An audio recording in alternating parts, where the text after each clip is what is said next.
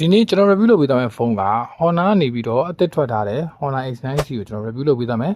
Honor X9 series တွေကဒါအားလုံးနဲ့ TV တဲ့အတိုင်းပဲပေါ့နော်အကျန်းခံတဲ့အပိုင်းကိုပို့ပြီးတော့အဓိကဦးစားပေးပြီးတော့ထုတ်လာကြတယ် X9A X9B အခု X9C အထိရတာအကျန်းခံတဲ့အပိုင်းကပို့ပြီးတော့ကောင်းလာတယ်အရင် X9 ရေတော့လည်းကျွန်တော်တရားသီးခွဲပြတာတွေ X9B မှာလည်းပြစ်ချပြီးဆိုင်းပြတာတွေအစုံပဲပေါ့နော်အကျန်းခံတဲ့စုတွေကိုဒါတို့ကအစင်ဆက်သိမ့်ပိုက်ထားတာဆိုတော့အကျန်းမခံမှာတော့တွေးပူနေကြမလို့ခုလိုအမှန်ကုန်းကိုလည်းကင်ကျင်တယ်အကျန်းခံတာကိုလည်းလိုချင်တယ်ဆိုလို့ရှိရင်ဒါ Honor X9C ကရွေးချယ်လို့တင်တယ်လို့ထင်တယ်ကျွန်တော်ဒီကပြောပြချင်တာကဒါ Honor X9C မှာအကျန်းခံတဲ့အပိုင်းပဲတိုးတက်လာလားတခြားဘာတွေရောတိုးတက်လာသေးလဲဆိုတော့ကျွန်တော်ဒီဗီဒီယိုမှာပြောပြပေးသွားမယ်အဲ့တော့ကျွန်တော်တို့အဆုံးထိကြည့်ကြည့်လိုက်ရအောင်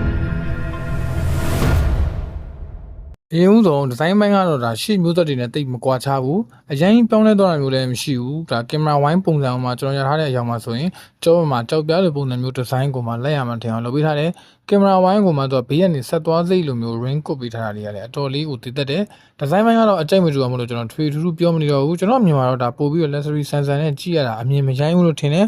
အကြောင်းအနေနဲ့ကဒီကောင် titanium purple titanium black jade cyan ဆိုပြီးတော့ဒါ၃ရောင်ရွေးချယ်လို့ရမယ်ဒီဖုန်းရဲ့အထူက8mmအထူပဲရှိပြီးတော့ဒါအလေးချိန်ကလည်း189 gram ပဲရှိမယ်ဆိုတော့ဒါအရန်လည်းမလေးဘူးအရန်လည်းပေါ့မနေဘူး green မိမိနဲ့ကန်ရအတော်လေးကောင်းတယ်နောက်ကျောဘက်ကနေပြီးတော့ဘေးဘက်လေးတွေပါပြန်လုံးမိထားတာဆိုတော့ဒါကန်ရလက်ထဲမှာတက်တောင့်တက်တာရှိတယ်ကြီးကြီးလေးလေးနဲ့ဖုန်းတစ်လုံးရနှိမ့်ရတာကိုကျွန်တော်ခံစားရတယ်လို့ပြောလို့ရတယ်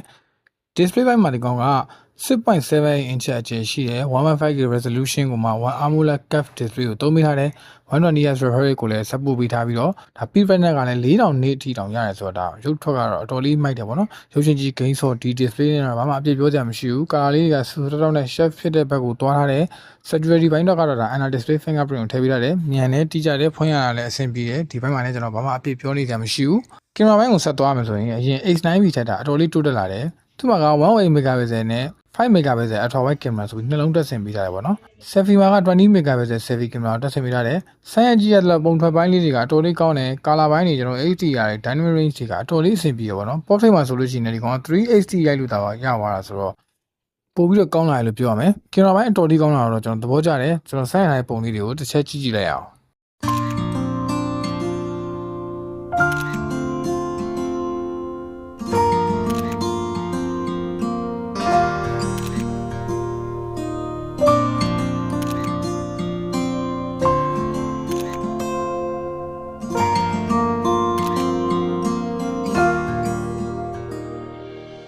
performance မိုင်မှာတော့ဒီကောင်ကတိတ်ပြီးထူးခြားမသွားဘူး။ငကို X9B မှာသုံးပေးထားတဲ့ Snapdragon 6 Gen 1ကိုပဲပြန်သုံးပေးထားတဲ့ game ဆင်ပြေလာပေးထားတဲ့သူတို့က mobile legend ဆော့မယ်ဆိုရင် graphic ရော refresh rate ရောကိုဒီကောင်က ultra အထိအမြင့်ဆုံးထားဆော့လို့ရမယ်။ PUBG ဆော့မဲ့သူတွေကလည်းဒါ smooth X20 အမြင့်ဆုံးထားဆော့လို့ရတယ်ပေါ့နော်။ကျွန်တော်စမ်းဆော့ကြည့်ထားတော့အထင်ငေါ့ဖြစ်သွားတာတွေဘာတခုမှမကြုံခဲ့ရဘူး။အရန်ပူလာတာမျိုးတွေလက်သွားတာမျိုးတွေလည်းတခုမှမကြုံခဲ့ရဘူးဆိုတော့ဒါ game လဲတစ်နာရီနှစ်နာရီအပြင်းပြေဆော့မယ်ဆိုရင်တော့ဒါအဆင်ပြေရလို့ပြောလို့ရတယ်။အဲ့ဆိုဒီဘက်ကိုပို့ပြီး upgrade လုပ်လာနိုင်တော့အကောင်းဆုံးပေါ့နော်အခုလည်းမစိုးပါဘူးအဆင်ပြေနေထားလို့ပြောလို့ရပါတယ်ဒီဖုန်းက Android 14ကိုအခြေခံထားတဲ့ Magic OS 8နဲ့လာတယ် RAM 12 memory 256GB နဲ့လာမယ်ကျွန်တော်စီကလုံးဝတော့ဒါ Magic OS 9 update တင်ထားတာပေါ့နော် Magic OS 9မှာဒါအတော်လေးသုံးရတာ smooth ဖြစ်သွားတယ် app ဝင်ထွက်တွေအတော်လေးကိုညင်ညင်လေးနဲ့သုံးရတာအတော်လေးကောင်းသွားတယ်ပြီးတော့ AI feature တွေဖြစ်တဲ့ AI Note တို့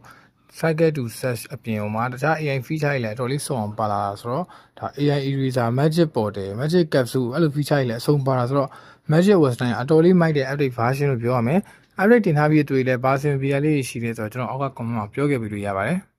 audio ဘိုင်းအနေနဲ့ကဒီဖုန်းမှာ stereo speaker ကိုသုံးပေးထားတယ်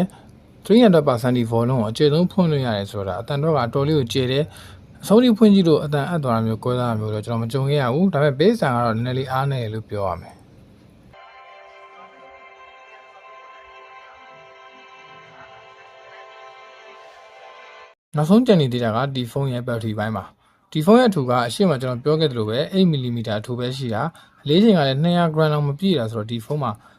silicon carbon battery ကိုမှကျွန်တော်တို့ battery 6600 mAh ကိုထည့်ပေးထားတယ်အတော်လေးခံတယ် normal user တော့ဆိုလို့ရှိရင်တရက်ခွဲ2ရက်နီးပါးလောက်ကတော့အသာလေးခံတယ်ပြောလို့ရတယ်ဖုန်းကပါပြီးမဲ့ဒါ battery 6000ကျော်တော့ပါတယ်ဆိုတော့ဒီချက်ကိုသဘောကျဖို့ကောင်းတယ်အားပြန်သွင်းဖို့တက်ဖို့လည်းဒီကောင်ကHonor ရဲ့ 66W fast charging ကိုပါတစ်ခါလေးထည့်ပေးရတာဆိုတော့ဒါ battery နဲ့ charging ဘိုင်းမှာတော့အားရဖို့ကောင်းတယ်ဆိုတော့ Honor X9C က performance ဘိုင်းကိုဦးစားပေးထားတာမျိုးမဟုတ်ဘဲနဲ့ဒါ all rounder ကိုသုံးဖို